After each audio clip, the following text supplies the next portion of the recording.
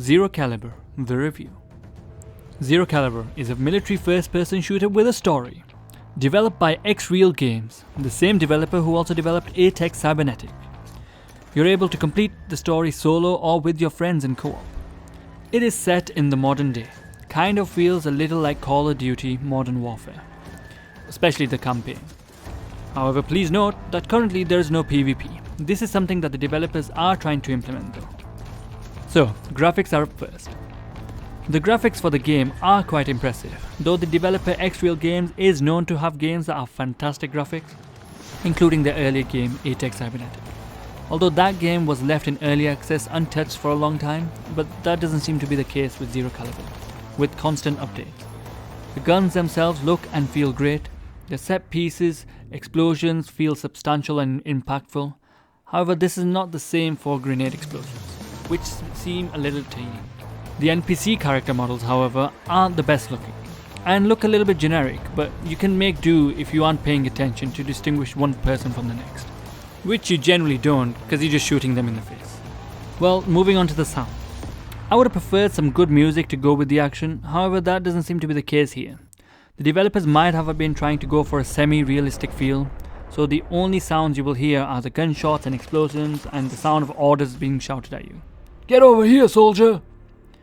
The sound of the gunshots are relatively good, however don't expect the same quality as you would from games like Hot Dogs, Horseshoes and Hand Grenades. This is more of an arcade feel, which is not necessarily a bad thing.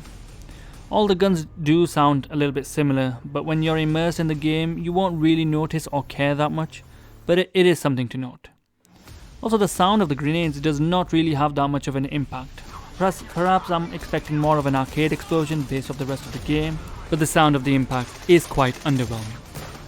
The voice acting isn't all that great either, and sounds quite generic. However, some of the commentary is quite entertaining, especially when you mess with the NPC soldiers on your side. They tell you that they aren't pleased in a very colourful way, i.e. they start swearing at you. Now let's move on to the gameplay and story for Zero Caliber. Firstly, this is one of the only VR first-person shooter games that even has a story mode, so the bar is not set very high. That being said, the story itself isn't anything award-winning, or even close to it. It's more of a go here and kill the bad guys, save civilians, etc. But people playing this would be interested in a single-player campaign, allowing you to kill NPCs, which it gives.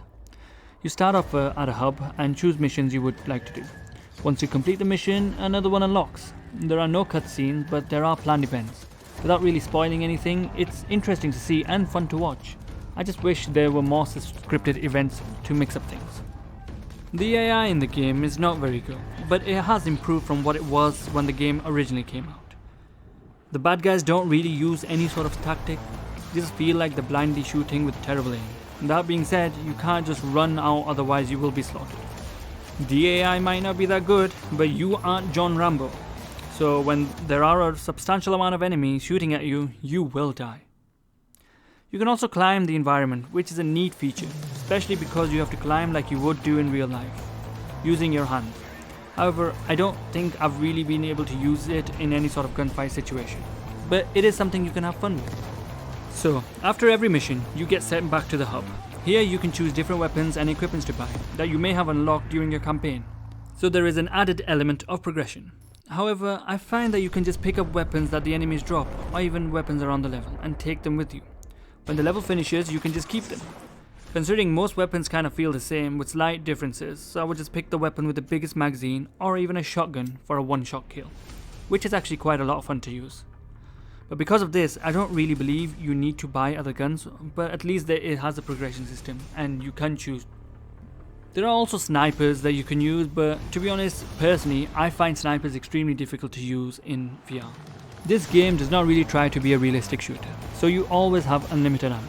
Even if you pick up a new gun, you automatically get that gun's ammo in your pouch. Magic.